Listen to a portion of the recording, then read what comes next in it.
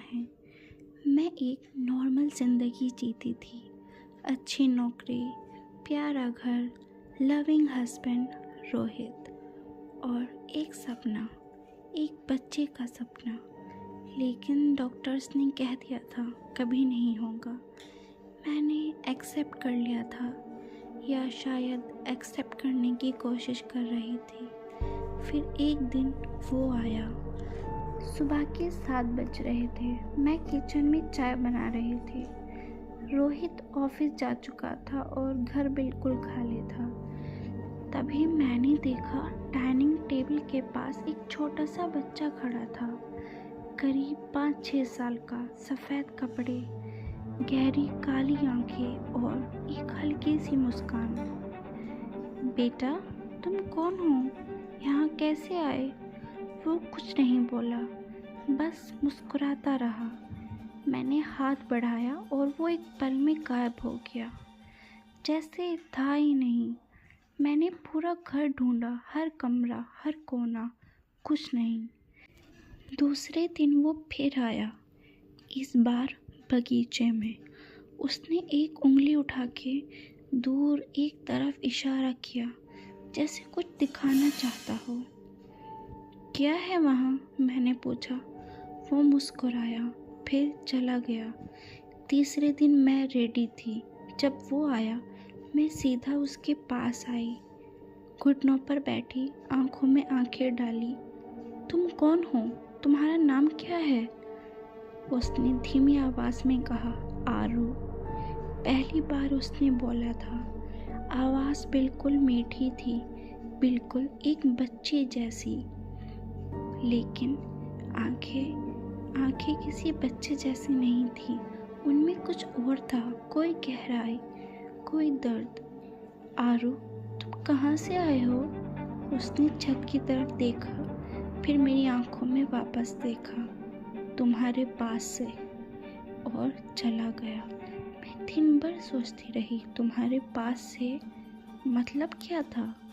शाम को मैंने रोहित को सब बताया। रोहित ने सीरियसली नहीं लिया।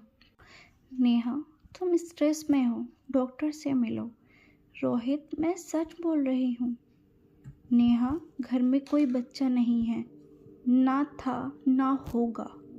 वो लास्ट सेंटेंस इतने दर्द से कहा उसने कि मैं चुप हो गई। अगली सुबह मैं उठी तो आरू मेरे कमरे में था, मेरे बिस्तर के बिल्कुल पास, मेरे हाथ पकड़े हुए। मुझे डर नहीं लगा। अजीब बात थी, बिल्कुल डर नहीं लगा। आरू, तुम रोज़ आते हो, क्यों? क्योंकि तुम अकेली हो। मैं अकेली नहीं हूँ, रोहित है मेरे पास। आरू ने मेरी तरफ देखा, बिल्कुल सीधा, बिल्कुल सच बोलने वाली नज़र से। रोहित के पास भी कोई है। मैं समझी नहीं, मतलब? लेकिन वो जा चुका था। उस रात मैं सो नहीं सकी। रोहित के पास भी कोई है, ये बात मुझे खाए जा रही थी। सुबह रोहित के जाने के बाद मैंने उसका फ़ोन चेक किया और वहाँ एक नाम था। बार बार मैसेजेस, कॉल्स, रात को, दिन को, प्रिया। मैं घंटों वहाँ बैठी रही, फ़ोन हाथ में। आंसू बह रहे थे, लेकिन आवाज़ नहीं निकली। शाम को आरू आया, मेरे पास बैठ गया। कुछ नहीं बोला, बस मेरे पास रहा। मैं पहली बार रोने लगी ज़ोर से उसके सामने। उसने अपना छोटा सा हाथ मेरे उंगलियों पर रखा। इतना रियल था वो टच, इतना सच्चा, जैसे कोई अपना।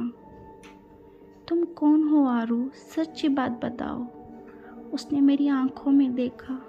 मैं वो हूँ जो तुम्हारा इंतज़ार कर रहा था, जो आ नहीं सका, जो। उसकी आवाज़ भारी हो गई, जो रहना चाहता था। मैं समझ गई, पहली बार पूरी तरह समझ गई। 3 साल पहले कुछ हुआ था, जो 2 महीने बाद खामोशी से चला गया था। मेरा बच्चा जो आ नहीं सका। आरू, मुझे जाना होगा माँ। पहली बार माँ कहा था, नहीं मत जाओ। मैं इसलिए आया था कि तुम जानो तुम अकेली नहीं हो, कभी नहीं थी। मैं हमेशा यहाँ था। और अब जाओ इस घर से, इस इंसान से आगे बढ़ो, तुम्हारी ज़िंदगी अभी बाकी है। मैं उठी, रोहित से सीधा बात की सब कुछ। रोहित ने पहले झूठ कहा, फिर चुप हो गया और फिर मान गया। 3 महीने बाद मैं उस घर से निकल गई। नया शहर, नई ज़िंदगी, नई सुबह। और एक दिन एक डॉक्टर ने कहा, कांग्रेट्स, आप माँ बनने वाली हो। मैं रोने लगी, खुशी के आंसू। और एक पल के लिए, सिर्फ एक पल के लिए मुझे लगा कहीं दूर से कोई मुस्कुरा रहा है। एक छोटा सा बच्चा, सफ़ेद कपड़ों में, काली आंखों वाला आरू।